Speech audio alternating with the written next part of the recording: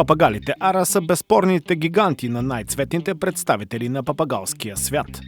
Символ на тропическите гори на Амазонка. Те са известни със своята интелигентност, поразителна красота и сложен характер. В този анализ ще разгледаме в дълбочина тяхната биология, поведение и специфики на отглеждане, история и произход на породата.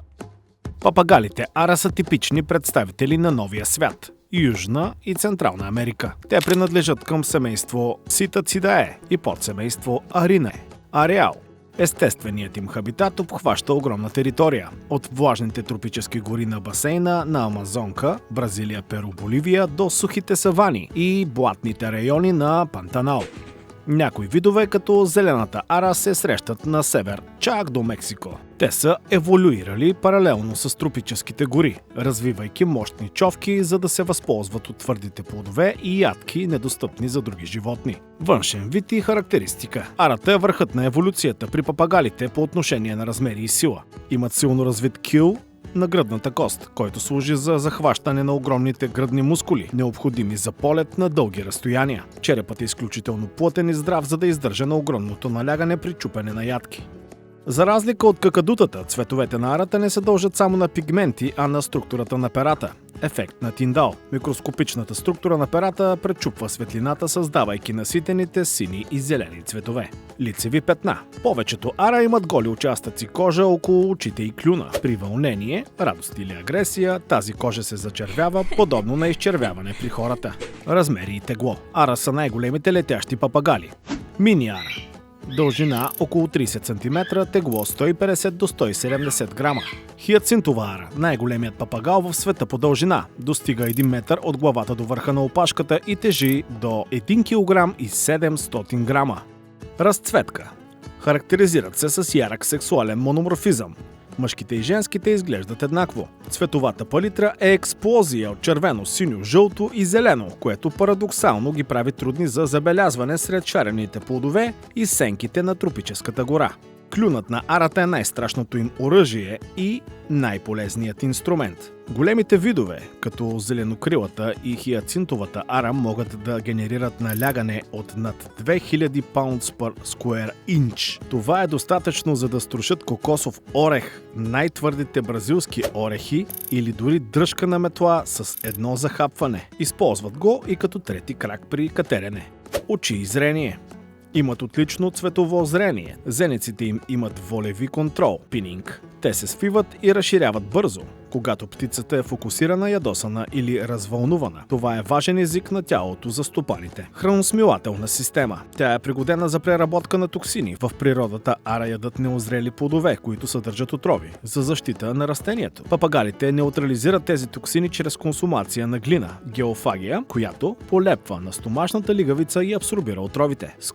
Височина и полет. Те могат да развият скорост до 55-60 км в час. Полетът им е директен и мощен с ритмични махове. Дългата опашка действа като стабилизатор и кормило при резки завои в гъстата гора. Ежедневно прелитат десетки километри между местата за нощуване и местата за хранене. Видове ара и техните характерни белези. Съществуват около 17 живи вида, които условно делим на големи и мини ара. Хиацинтова ара. Нежният гигант. Най-големият и скъп вид. Изцяло кобалтово-синя, с жълти кръгове около очите. Изненадващо спокойна, но изисква най-здравата клетка в света. Синьо-жълта ара. Най-популярният домашен любимец сред големите. Интелигентна, добър имитатор, силно привързана, но и кралица на драмата. Червена ара. Ярко червена с жълти и сини крила. Известна е като подтемпераментна и склонна да хапе, ако не се възпитава строго. Много красива, но не за начинаещи.